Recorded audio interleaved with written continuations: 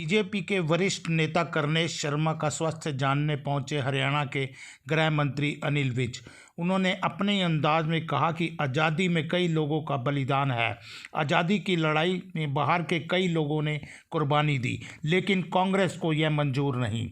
केवल अपने ही लोगों को देखना चाहती है कांग्रेस। सुभाष चंद्र बोस द्वारा अंडमान निकोबार को अंग्रेजों से युद्ध कर आज़ाद करवाया गया। जिन अंग्रेजों का सूर्य कभी अस्त नहीं होता था, उन अंग्रेजों से सुभाष चंद्र बोस द्वारा युद्ध कर अपने भारत का तिरंगा वहीं अंडमान निकोबार में फहराया गया। कांग्रेस ने हमेशा से ही अपने लोगों को आगे करने का काम किया है। वहीं बलिदान में बीजेपी का भी बहुत हाथ रहा है। देश को आज़ाद करने में बीजेपी के भी कई लोगों ने कुर्बानी दी है, लेकिन कांग्रेस ने लोगों से छुपाने का ही काम हमेशा किया। कांग्रेस ने आज तक सर सामने जो कांग्रेस से जुड़े हुए लोग नहीं थे, उनके अलावा जिसने भी स्वतंत्रता आंदोलन में अपनी भूमिका अदा की, उनको कभी भी स्वीकार नहीं किया। और नेताजी सुभाष चंद्र बोस, जिन्होंने उस अंग्रेज हुकूमत के खिलाफ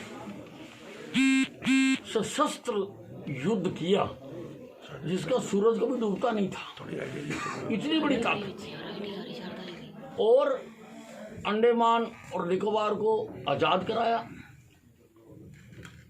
और वहाँ पर अपना तिरंगा लहराया।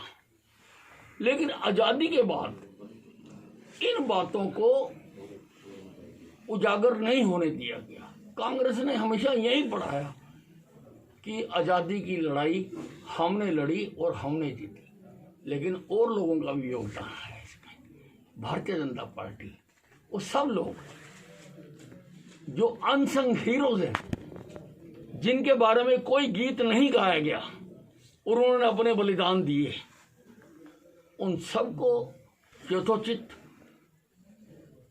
मान सम्मान मिले, उसका प्रयास कर रही है।